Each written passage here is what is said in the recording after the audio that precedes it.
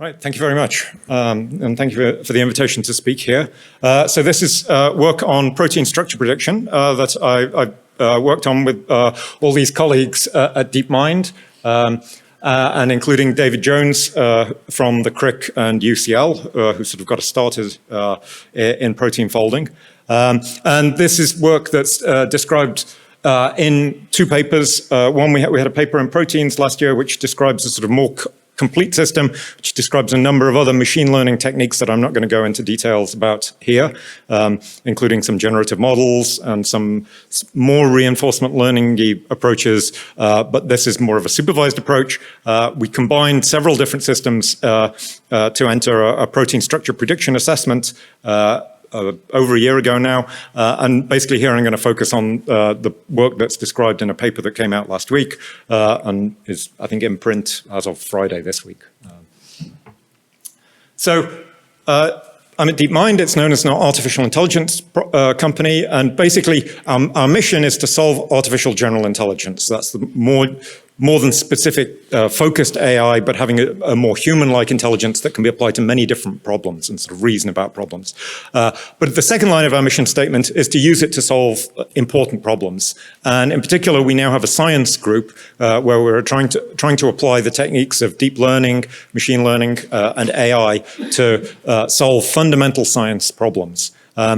So we got into protein structure prediction partly because it's a fundamental problem in biology, but it has very clear goals and rich data. So as sort of people with computational backgrounds, then it was a very amenable science problem that we could work on essentially purely computationally.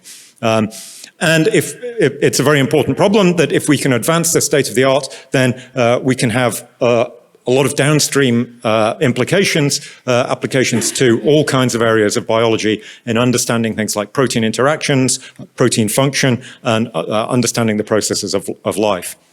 So a little bit of background. So, proteins are the fundamental building blocks of life. They're involved in just about every process in living organisms, whether that's providing structure, catalyzing chemical reactions, transducing signals, transporting molecules around the cell, or of course in the immune system of antibodies are a kind of protein. So also for drug discovery, they're very important. They're the targets of many drugs that you're trying to, say, get small molecules to stick to proteins to adjust their function.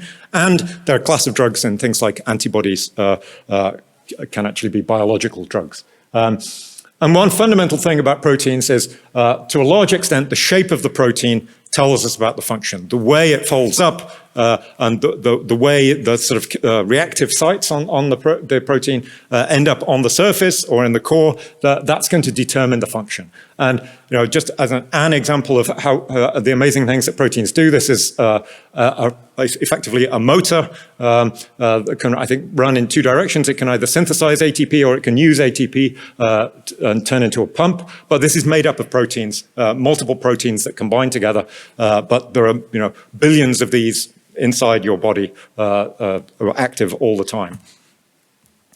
So the protein structure prediction it can be simplified as this top image of we go from a sequence of letters to a three-dimensional structure. So proteins are these chains of amino acids. Amino acids are sort of small fundamental molecules. We have a library of 20 of them, essentially. So we represent them by letters of the alphabet. And then they are polymerized into these long chains with different combinations of amino acids. And the identities of those amino acids determine the particular properties of this protein, and the way it folds up into its shape and displays these different amino acids determines the function. So we can model a protein by the backbone, the way it's polymerized. It's basically each amino acid contributes a nitrogen and 2 carbons to the backbone. So you've got this regular repeating structure of nitrogen, carbon, carbon, nitrogen, carbon, carbon for each amino acid. So that's represented by a path through space, this chain, which is the red line in my three-dimensional structure there.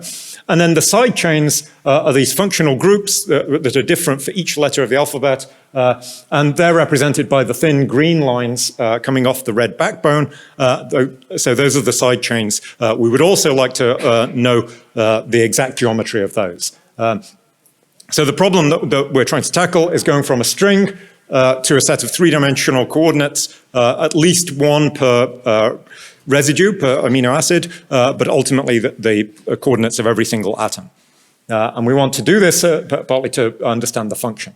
And there are experimental techniques. For 70 years, people have been working on experimental techniques to solve protein structure, originally X-ray diffraction, but also NMR and cryo-EM is the most very popular these days, but they're still very difficult and expensive. You can spend many years and a lot of money with these pieces of expensive equipment trying to get your protein to crystallize and then actually get a successful image that you can turn into a three-dimensional structure. So people have been doing this for a number of years, but it's still very difficult. And if we have a new protein, then we would like to be able to just know the structure immediately, ideally computationally.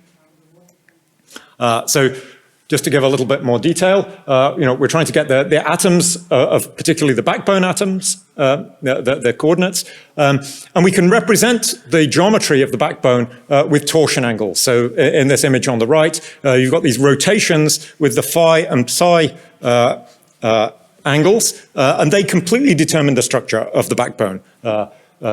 So we have basically, if we have n residues, amino acids, then we'll have 2n degrees of freedom, these psi and phi angles. That will capture the structure of the backbone. And one thing that we'll come to later is we built a differentiable model of the protein geometry that basically maps from those torsions, phi and psi, to atoms' positions of the backbone. And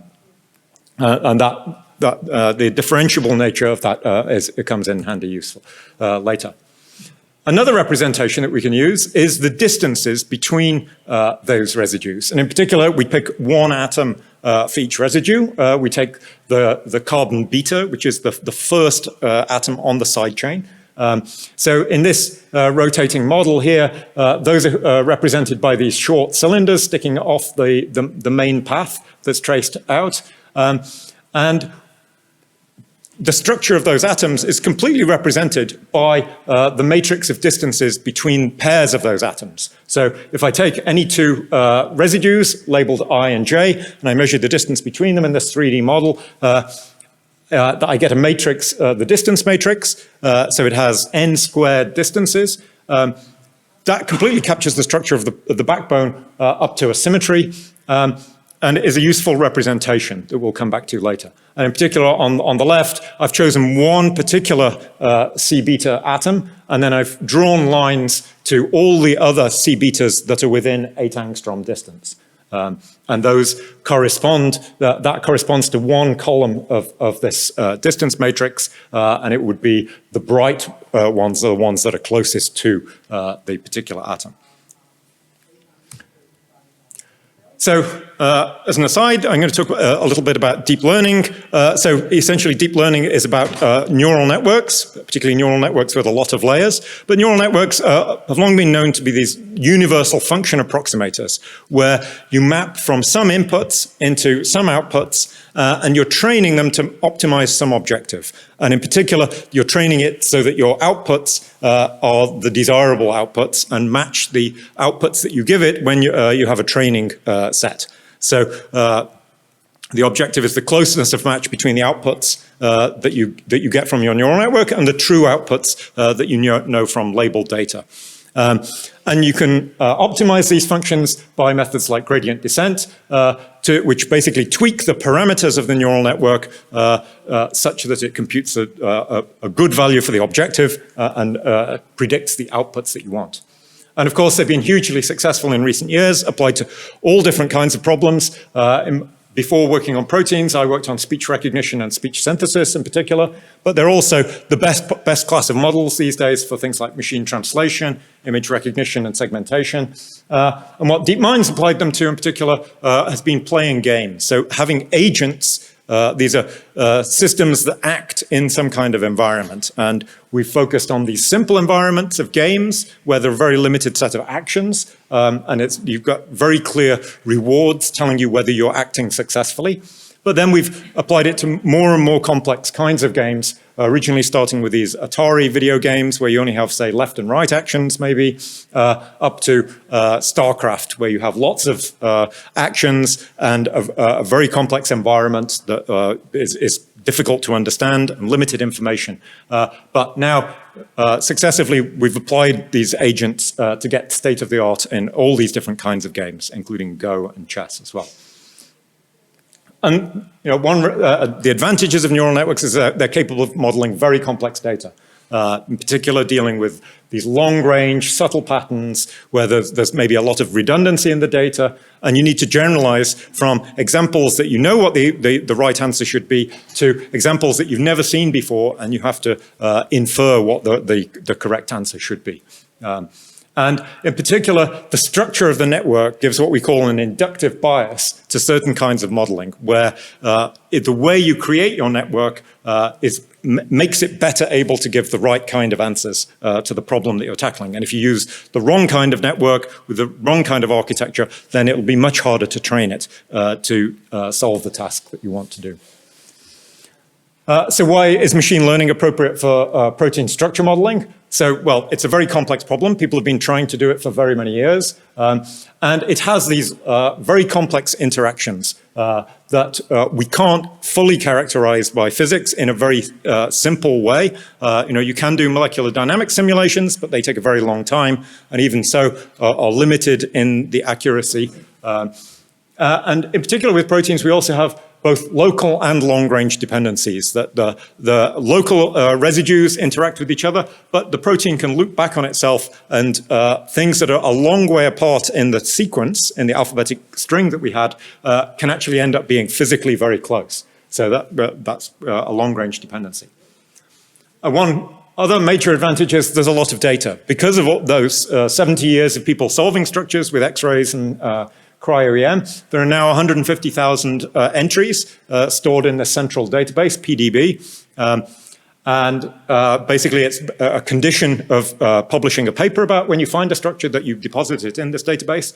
So we've got lots of training data, although it's not of the scale that we're used to for things like speech recognition and image recognition, because it's very redundant. There are many repeats of very similar structures. So we end up reducing this 150,000 to about 30,000 different examples that we can use for training. And a final advantage for solving protein structure modeling with machine learning is that there's this CASP assessment, the critical assessment of protein structure prediction, that every 2 years does a blind assessment of the state-of-the-art performance of algorithms. It's been going, there have been 13 of these over 26 years. And basically, they hold back structures that are newly being solved by experimental methods and apply the latest structure prediction algorithms to those proteins, and then assess the performance on those proteins where nobody who's entering the competition has seen the structure. So I'll take a step back and talk now about one of the sort of fundamental principles behind protein structure prediction, which is to use protein coevolution. So this is something that has been known about, certainly since the 80s, as a possible clue for solving structure prediction, and has been quite influential in the last, say, 8 years in terms of actually having an impact in improving algorithms. So the argument for protein coevolution goes like this. So DNA sequences encode the proteins, but they're constantly mutating over time. And if we think of the tree of life as this diverging structure of different organisms, as organisms diverge, then they will inherit the proteins from their ancestor organism, but those proteins will diverge over time. So also, protein space is so large, as Jennifer mentioned, that it's of size 20 to the n for a length n protein, So the chance of getting two similar sequences just by chance is very, very small. So if you find two similar sequences, then the chances are they are related, they came from a common ancestor, and that they will have a similar structure, in that structure determines function, and function is likely to be preserved over evolution because it's required for survival. So another fact that's important is that if you have the protein folds back on itself and comes into contact with itself, the two residues that touch, the contact is important for stability. So if you have, say, a positively charged residue, then it's likely to be in contact with a negatively charged residue, for instance. And if the proteins are very marginally stable, so it only takes small disruptions to make them unstable. So if you get a random mutation that turns the negatively charged residue into a positively charged residue, that may make that protein a bit more unstable and make the descendants of the organism less likely to survive. So you then ideally want a corresponding counter mutation that balances and makes the protein stable again. So it may be that, say, if we've got now got two positively charged residues, that one of those flips back to being negative, but it may be different to the one that was negative before, or it may be a different kind of residue that's still negative. So this gives us the argument that if you've got two residues in contact, then they're likely to have correlated changes in evolution. That if we see changes in one residue, the residues that are in contact with it may also change at the same time. And we can look for these correlated changes in the sequence. So this leads us to an algorithm for helping us to do protein structure determination. So we look for similar sequences in the vast databases of protein sequences that we now have because of genetic sequences. It's very easy to sequence an organism's genome, or indeed just sequence all the DNA in a bucket of seawater, and then analyze those sequences and work out which ones correspond to proteins, and then determine the protein sequence from that. That's very well understood. So we have databases of billions of protein sequences now, whereas we only have 150,000 known structures. So if we get these similar sequences, which we call multiple sequence alignments, where they're largely similar to our target sequence of the protein we're trying to predict the structure of, we look for these correlations, and then we try to predict which residues are going to be in contact because of these correlations. And there's been a lot of work in the last 10 years doing this with a series of different algorithms, from simple statistical methods to including neural networks in more recent years. And basically, if we can predict when those things, when the residues will be in contact, then it gives us a big clue about the structure, because it gives us these long-range dependencies that constrain the structure in a way that local structure doesn't. So we want to incorporate these contacts into our algorithm, and people have been doing that for a number of years, but they focused on predicting these contacts.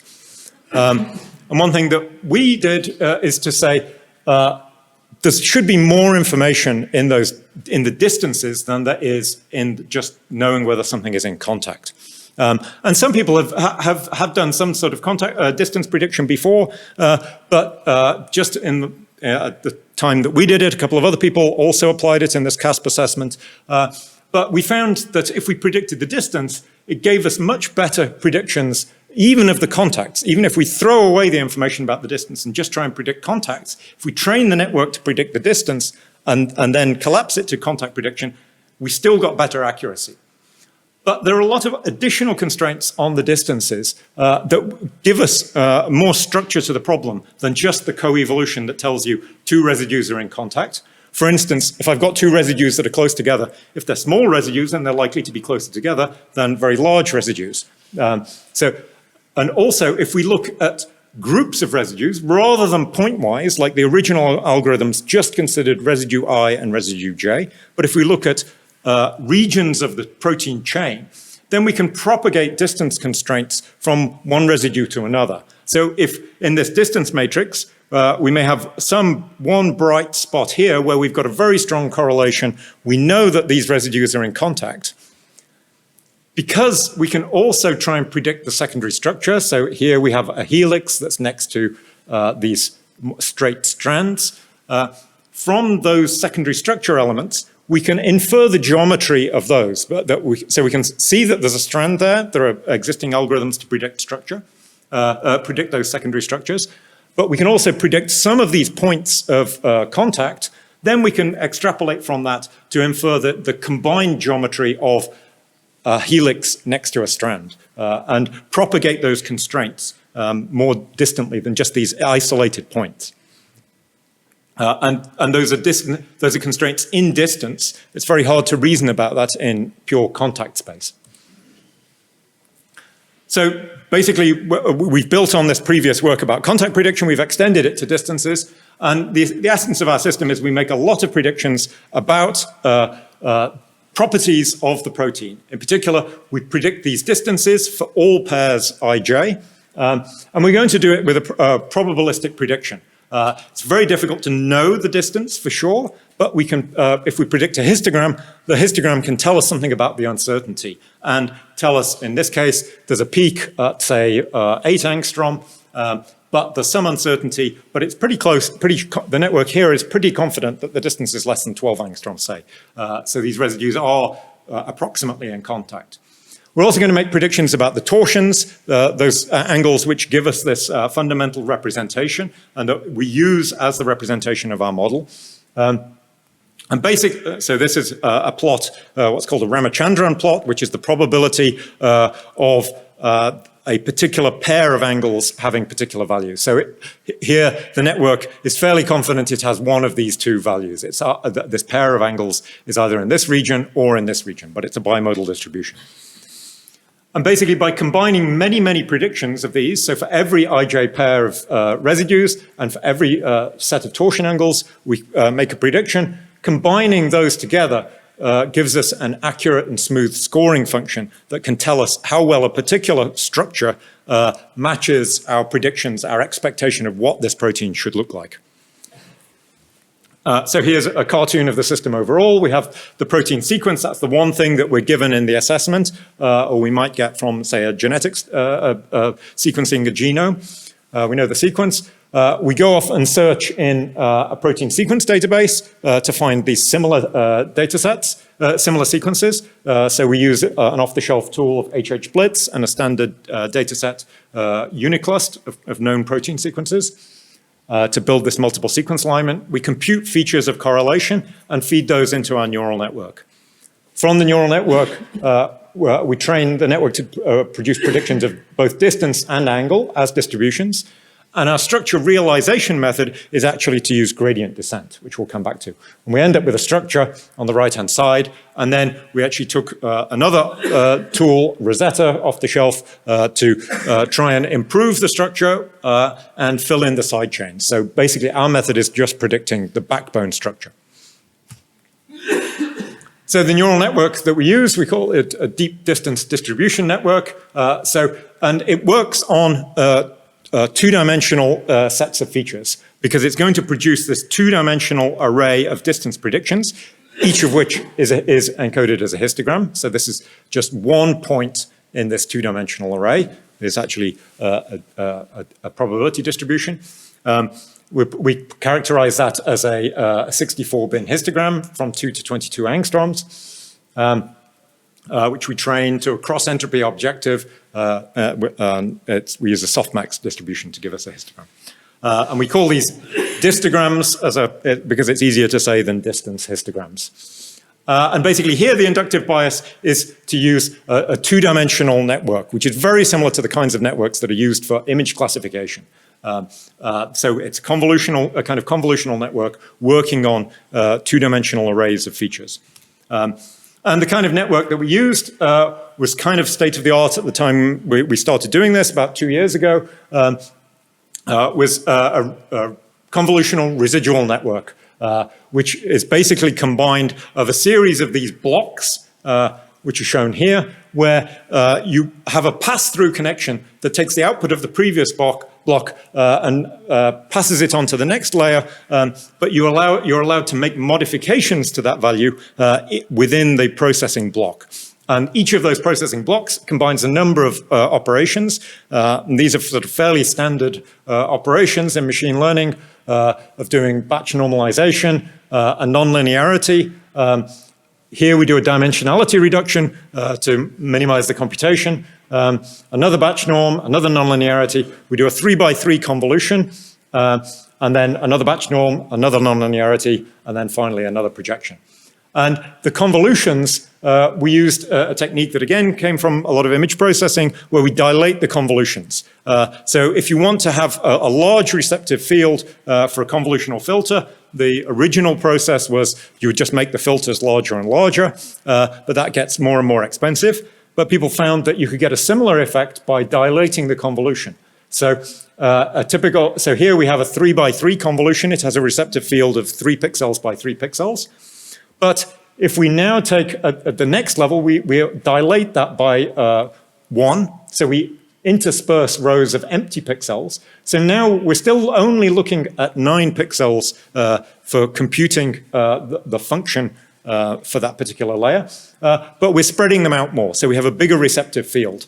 The following layer, we dilate by 3, the next one by 7, and then we go through that cycle for all of our blocks. So here we're dilating this particular thing in the block. And our network, we just kept on making it deeper, and it kept on getting better. So we ended up with this ridiculously deep network where we have 220 blocks. So that means there are actually 660 convolutions stacked up in this network. I'm sure we could work on making that much more computationally efficient, but that's the architecture that we arrived at in time for this CASP assessment. But even so, it has a moderate number of parameters of 21 million, which is not outrageous compared to many other neural networks. And basically, it takes a region of input features and then computes predictions for each pixel that was in its input field. And one thing that we did that was different to other people who used similar architectures at the same time is we used cropping of the networks. So if you have a protein of length L, to compute the distances for the entire protein, it will take of order L squared memory because you've got to predict all the IJ pairs. So you've got LIs and LJs, you've got L squared outputs. So that gets difficult to fit into memory. And in particular, we like to be able to process multiple examples at the same time. So if you have a long protein, you may only fit one protein example in. A very long protein won't fit in memory at all.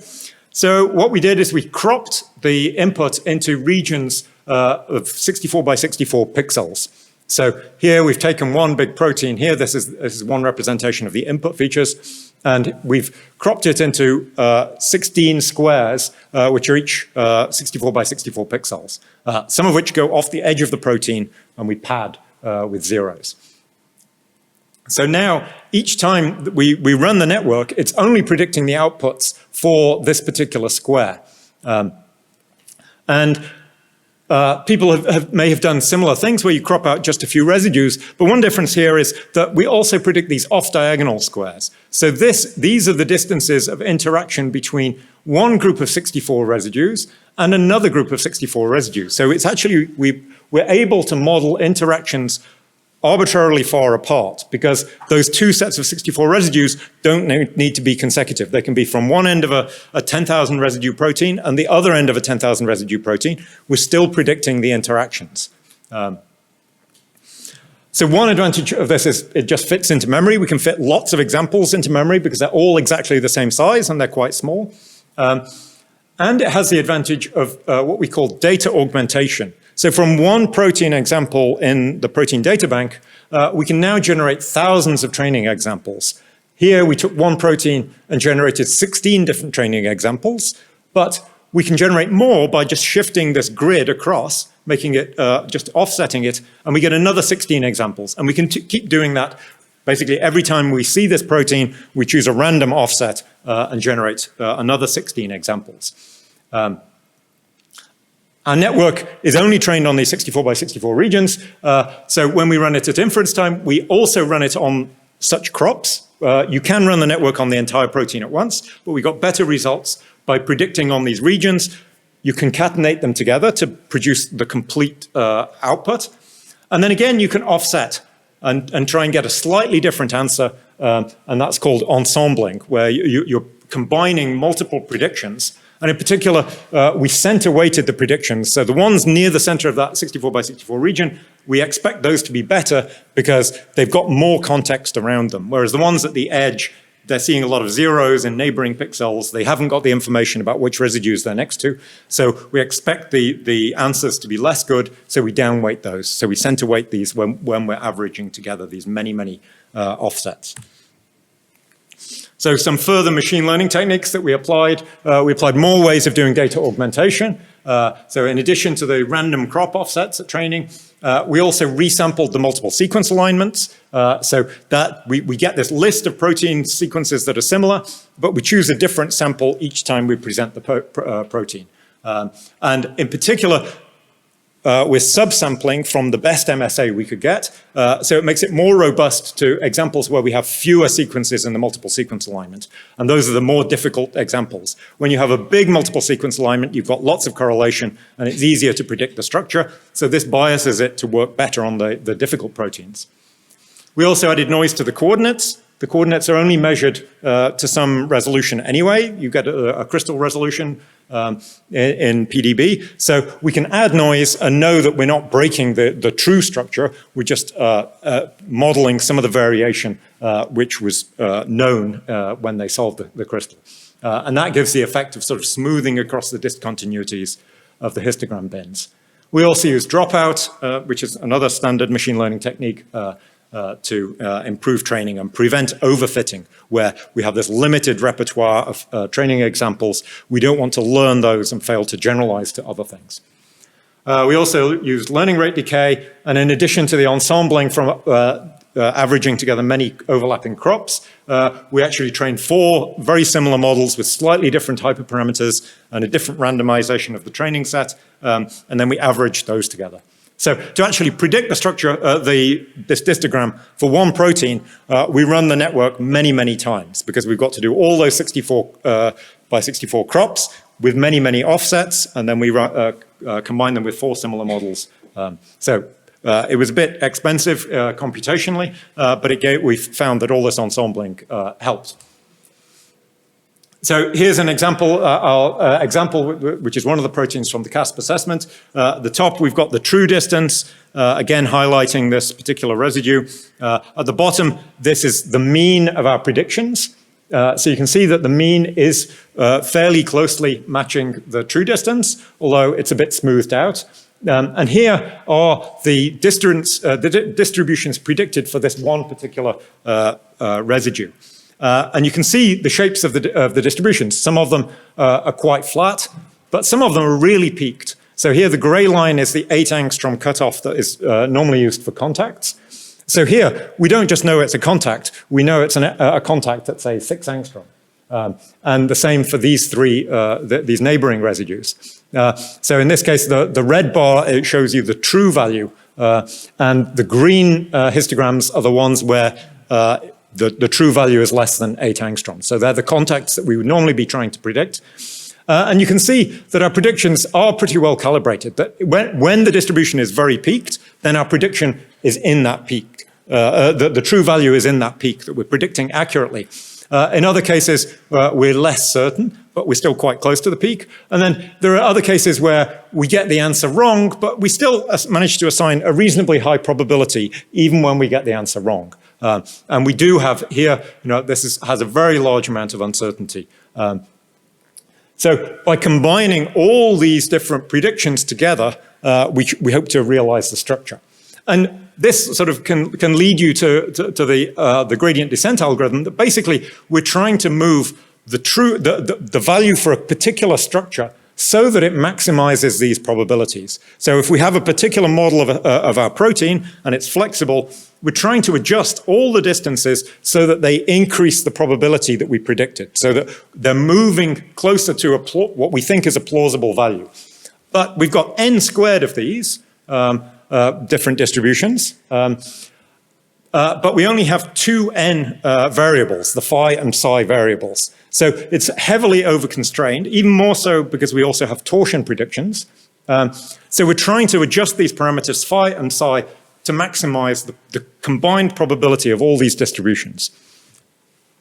So just an aside, comparing the actual accuracy of our predictions, there's a category in this CASP assessment to measure how accurate the predictions are. We didn't enter that in the assessment, but we compared to the two best groups in that assessment. And our predictions, even when you collapse our answers to just contact prediction, are slightly more accurate than the best two groups. But on top of that contact prediction, we have these distributions about distances, which means we have a much richer signal about the structure. So to actually realize the structure, we're basically trying to maximize this combined probability. We term that in terms of potentials. Basically, we sum the log probabilities for each of these distance predictions, which is basically the product of all the probabilities. We also have a term for maximizing the torsion predictions, trying to get the torsion angles to match the predicted values. And then we have another term to prevent the atoms from overlapping, to prevent us from predicting implausible structures, like a van der Waals force. We combine those, and now we have this potential. We can just do gradient descent on that, because we have a differentiable model that gives us the coordinates in terms of the phi and psi angles. And then from those coordinates, we can compute the distances. And we also have the phi and psi angles. So the entire thing is differentiable. We can just optimize it with gradient descent. And that's simply what we do. So gradient descent, you're taking these small steps that in each case are moving in the direction of the gradient. So they are guaranteed to minimize the potential, is the way we constructed it. So you're doing gradient descent. Every single step that you take will reduce the potential. The only question is, really, whether you get to a good answer at the end or whether you just fall into a local minimum. And we were quite surprised ourselves when we first tried this that very often you got to a reasonable structure. And we can just keep on doing this. We start from a random initialization and do it, say, a few hundred times. And after just a few hundred iterations of starting from scratch and gradient descending, you get to very good structures. And you can pick the one with the best potential as the answer that you believe in most. And that worked as a good strategy for picking targets. And one thing is, we have these torsion predictions, so we can actually start from a reasonable initialization. In particular, where the secondary structure is quite clear from the sequence, you can initialize the secondary structure. You can put a helix in there as your starting point. And we also did a sort of, you could call it a swarm optimization, where once we've got some solutions, we can start from things close to those solutions. So we took those solutions, we added a lot of random noise, but they before starting gradient descent again, and that improved the speed of convergence. This is just an example of one trajectory over time. You saw this is an animation of our gradient descent procedure. It's not a real protein folding in time, or a molecular dynamics simulation. This is just gradient descent. So every frame in this animation has a slightly better potential than the previous frame because we did gradient descent. And here you see the RMSD actually gets worse here, but then ends up decreasing. And the TM score, a measure of overall structure, is improving. And you can see we start from this sort of disordered thing and get to something that's tightly packed and closely matches the ground truth. And this is showing the development of secondary structure over time, that we start out with some secondary structure, but we get better answers for secondary structure at the end. I'll skip through some of these. This is one thing is that we avoided the domain segmentation problem, but proteins fold largely independent, have these domains which fold largely independently. So a standard solution is to try and guess where those domains are. You chop the chain up into these separate pieces, fold them separately, and then glue them back together. Part of our solution did use that, but with this gradient descent method, we found that we didn't need to do that. We could just fold the entire chain in one go. This is an example of a very long chain folding with gradient descent, where we're initializing from the torsion predictions, and slowly it stabilizes over time. The gradient descent algorithm is just scikit-learn LBFGS. It's just completely off the shelf, but using our potential. So we used these algorithms. We entered this CASP assessment. So we basically had to fold one chain a day for about a 3-month period. You get about, I think, 2 or 3 weeks to submit your answer, having been given the sequence. And you get to submit 5 structure predictions. So we actually combined predictions from slightly different methods, but all of them used these contact and distance predictions from the neural network. The scoring of this assessment is broken down into template-based modeling and free modeling. Template-based modeling, you're using existing known structures that you believe are similar to your final structure. We didn't use that. This is the results for the free modeling domain, where we were significantly better than the next entrant. But also we were surprised that in template-based modeling, depending on the metric you use, then we were actually quite good. So by this cherry-picked metric, we actually beat the next best, but by the official metric, then we're slightly worse than the best metric. But we didn't use these templates. So that's an additional source of information that we could combine with our system. So there are a number of limitations. We're dependent on these multiple sequence alignments. If you can't find those, then we get worse.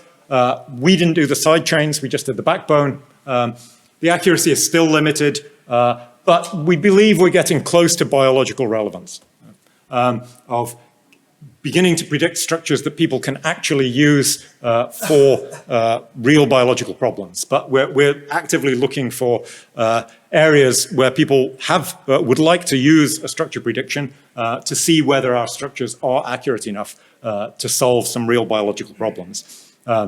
And we did some analysis to try and understand what the biological relevance was. So, this is one example of us. This is the ground truth pocket. We argue that our pocket prediction is slightly better than the next best prediction. We're slightly better matching the pocket that has to fit this small molecule. And then for protein docking, the blue dots are the AlphaFold predictions versus the other entrants that are interface regions are more accurate. So our structures should be more accurate for predicting protein interactions. And we did some limited work on interpretability, but there's a long way to go there to really interpret what the network is doing. So overall, we built on a lot of previous work from experimental structure determination, multiple sequence alignment, contact prediction, and some work on distance prediction.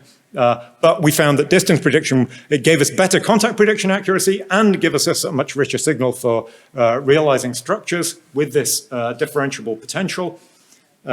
Using crops was very effective, providing data augmentation, which we used in a number of different ways. And we managed to avoid this domain segmentation problem, which can be misleading, that you can make errors there.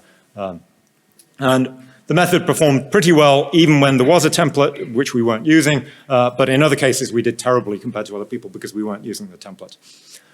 We've published these papers, and we've open sourced the inference code and the network weights. And now there have been 2 other groups that have open sourced implementations or methods that have been inspired by AlphaFold and even taken it further. For instance, incorporating prediction of the relative orientation of the residues, not just the distance between them. And the sort of overall message is that we've applied machine learning to a real problem in science, and we hope that there are many other problems that we as a science group are trying to work on. So we're still trying to extend this system. We want to improve the accuracy. There's a long way to go to get atomic resolution that we would like to have purely computationally. And then we're looking at related problems, in particular demonstrating the biological relevance, but looking at things like protein-protein interaction, maybe small molecule binding, protein design, incorporating experimental data into the prediction. And then within the science group, we're looking at a bunch of other science problems that we want to apply machine learning to. And yes, we're looking for people with machine learning, software engineering, and structural biology experience. So thank you very much, and thanks to all my colleagues. Thank you.